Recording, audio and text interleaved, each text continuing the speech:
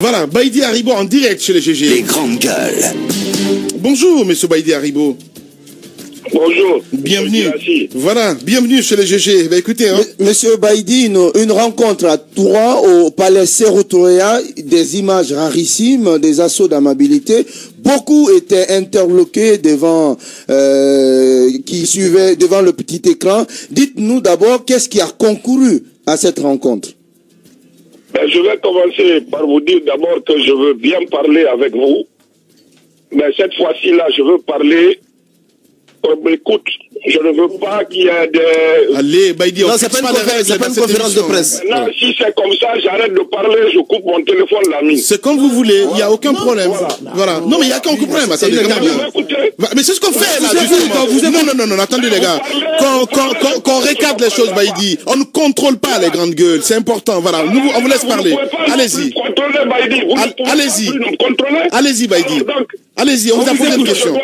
Qu'est-ce que vous voulez savoir? On veut savoir qu'est-ce qui a concurré à cette rencontre, Baïdi Haribo.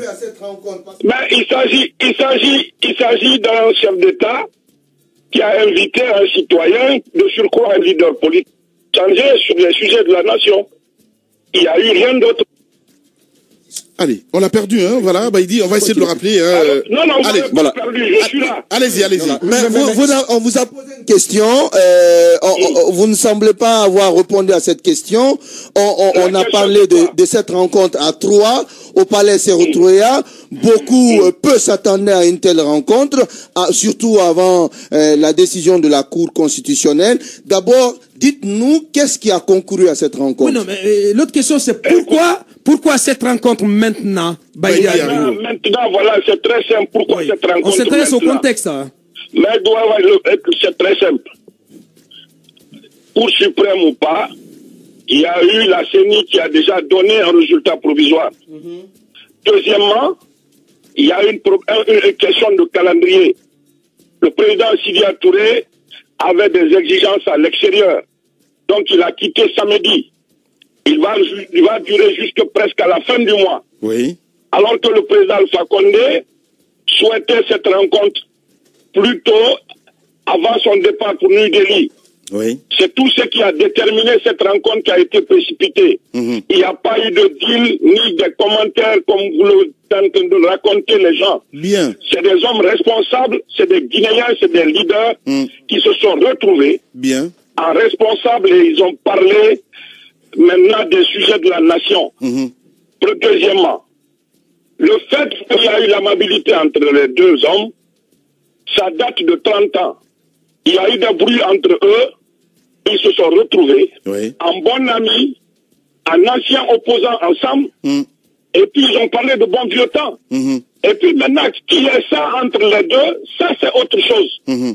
Maintenant, l'image des enfants ou de retrouvailles de gaieté et tout ça là, ça c'est lié à leur amitié à eux. Vous ne pouvez rien contre ça. Non mais Baïdi, voilà, on se calme, on pose des questions, vous répondez, c'est aussi simple que ça. Alors, ce qu'on n'arrive pas à comprendre, vous dites oui, parce que Sidya devait partir en voyage, le président n'est pas là aujourd'hui, mais en même temps, vous avez été le premier quand même à se retirer du processus électoral en rencontrant le président Condé aujourd'hui. Laissez-moi aller jusqu'au bout, s'il vous plaît. Laissez-moi aller jusqu'au bout, Baïdi. Voilà.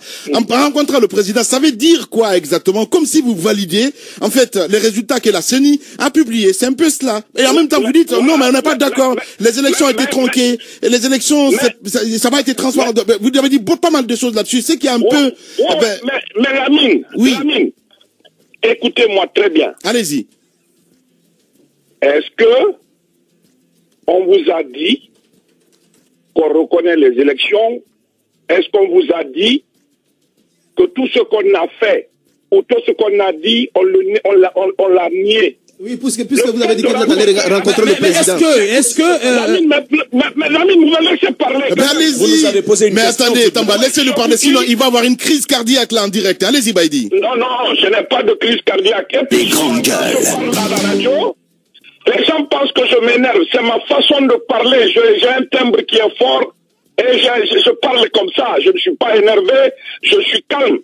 Bien, allez-y. Comme j'ai une forte voix, je le dis, ainsi je le parle. Non mais, Baïdi, moi je posais la question. Je dis très bien. Oui. Le problème, vous l'avez dit quand le président Sidya vous a dit que quand le chef de l'État invite un leader pour parler de la Guinée, c'est tout simplement qu'il ne peut pas se dérober à ça. Parce que les Guinéens, ils aiment ce pays. Certainement, c'est le meilleur endroit, encore une fois, de parler de ces questions du processus électoral et de parler de ce qui s'est passé. Oui, mais est-ce que... Ce que la CENI a fait... Monsieur Baïdio, oui. Quand je finis, ce que la CENI a fait... Oui. Et la rencontre du président et entre les leaders sont deux. Oui. Oui, mais concernant le processus, si vous permettez, M. Baïdi Aribo, vous ne trouvez pas politiquement incorrect, hein, on est dans un processus qui n'est pas achevé, qui n'a pas été conduit à son terme encore, jusqu'à ce que, attendez, M. Baïdi Aribo, jusqu'à ce que la Cour constitutionnelle se prononce, on n'est pas au bout de ce processus-là. Vous ne trouvez pas politiquement incorrect que vous rencontriez un président de la République qui a été réélu au terme d'un processus que vous avez dénoncé de bout à bout? Pas grand-chose dans le processus. Je vous dis, à partir du moment où l'organisme qui a organisé les élections a rendu un résultat provisoire, le reste au niveau de la Cour suprême, c'est juridique. C'est les contestations qui sont enlevées là-bas. Donc vous validez. Maintenant, aujourd'hui, l'UFR n'a pas fait de recours, comme plein d'autres partis. Voilà, vous validez. Alors l'UFR est sorti du processus. Très bien. Maintenant, les questions politiques, ça se discute ailleurs. Alors donc, nous, on n'a rien à voir avec la Cour suprême. Monsieur Aribo. On n'a pas porté de théorie. Voilà, c'est tout. Monsieur Aribo, est-ce que dans le fonctionnement actuel de l'UFR, il est inscrit quelque part toute exclusion, par exemple, de travailler avec le professeur Alpha Condé? Est-ce que cela ne fait pas partie de votre grille de lecture de la vie politique? Est-ce que c'est interdit pour vous de travailler avec le professeur Alpha Condé? La politique est dynamique, s'il vous plaît. Aujourd'hui, le président Sidya Touré a dit et le président Alpha Condé a dit on va parler avec les Guinéens des compétences au-delà des problèmes politiques. Mais écoutez, les chicaneries politiques là, il faut prendre en considération le problème des populations. Très bien. Ils sont fatigués. Non, c'est la Guinée qui doit gagner donc. Monsieur Baïdi Aribo, deuxième question. Monsieur Aribo, il a été dit aussi dans ce studio que le leader de l'UFR a joué au plus malin durant ce processus électoral, qu'il a mené toute l'opposition en bateau. Premier à aller en campagne. Premier a dit je ne reconnaîtrai pas les résultats et a annoncé qu'il va. Est-ce que vous avez ce sentiment? Est-ce que déjà du côté de l'UFDG vous avez reçu quelques pics? Non, attendez, je finis ça. Dire que Sidi a amené l'opposition ou entraîné, c'est de l'irresponsabilité. Franchement, l'UFR s'appelle UFR. L'UFR est un parti indépendant. L'UFR ne s'appelle pas opposition. Encore une fois, l'UFR a un président qui s'appelle Sidya Touré. Il a ses militants. Bien. Alors. L'UFR ne peut pas s'imposer sur des partis pour leur dire venez avec moi, je vais être un truc. C'est de l'irresponsabilité. Oui, voilà. Allez, monsieur Baïdi, monsieur Aribo. S'il a tout entraîné les gens vers cette élection, c'est que l'entraîneur a des joueurs indisciplinés, c'est pourquoi on n'a pas fait de résultat. Bien. Allez, dites en bas. Alors, monsieur Aribo, dites-nous de façon assez formelle, est-il exclu pour M. Sidya Touré de travailler avec Alpha Condé? C'est la première question. En tout cas, cette question n'a pas été abordée lors de cette rencontre. Mais maintenant, je vous pose la question. Est-ce qu'ils se discutent ou non? Ils n'ont pas parlé de travailler, ni de primature, ni de quoi que ce soit. Monsieur Aribo. Ils ont parlé des questions qui sont des questions importantes pour la Guinée en ce moment. Comment sortir de cette situation et comment relancer le pays? Monsieur Aribo, si vous suivez bien ma question, allez-y. Vous comprendrez que je n'ai pas dit qu'il a été question de cela. Je vous demande, est-ce qu'au sein de l'UFDG, il se discute de l'UFR. Au sein de l'UFR, est-ce qu'il se discute déjà d'une participation de M. Sidya Touré à l'équipe gouvernementale prochaine? Avec M. Alpha Condé, notamment. Officiellement, non. Voilà. Officieusement, oui. Mais cela reste une possibilité qui est entrouverte à l'UFR? Non, je finis. Mieux que ça. C'est M. Alpha Condé qui souhaite travailler avec des gens, c'est pas l'UFR qui doit souhaiter travailler avec des gens. Voilà, merci, on a compris. Non mais il a répondu. Avec nous. Pourquoi? Il a répondu. On va dire qu'on va travailler avec lui. Voilà, allez-y. On va anticiper sur des questions qui ne sont pas allez-y, ok, allez-y Abakar. Si demain, M. Baïdi Aribo, il arrivait que vous et d'autres cadres de l'UFR soient invités à participer au prochain gouvernement, ou s'il arrivait que M. Sidya Touré soit proposé Premier ministre, est-ce que cela accréditerait la thèse qu'il y avait un deal entre vous et entre votre président et M. Alpha Condé? Oui, si l'UFR aussi devient président, nous aussi, nous pouvons faire appel à des gens pour travailler. Si. Voilà. Tout ainsi. Bien.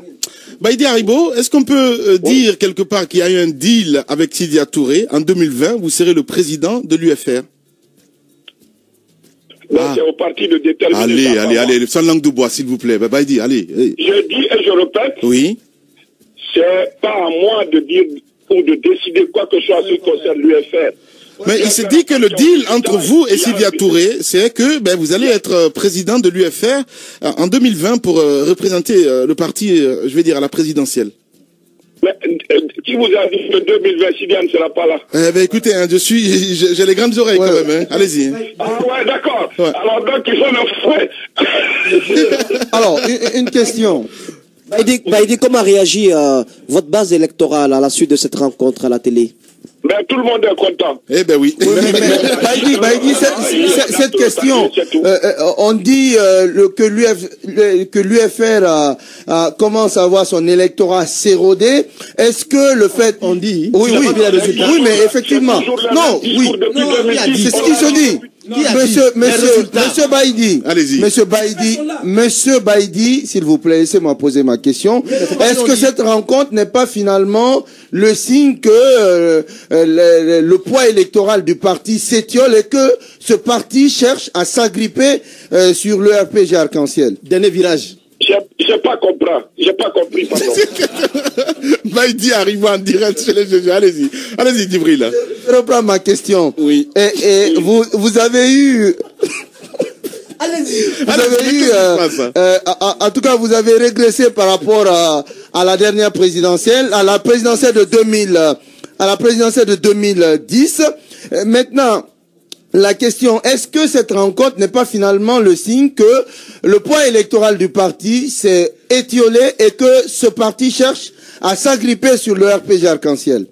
Écoutez, les élections qu'on a eues ne reflètent pas le poids de l'UFR sur le terrain. Donc, au processus électoral, je le dis encore une fois, que ce processus est au-delà des problèmes.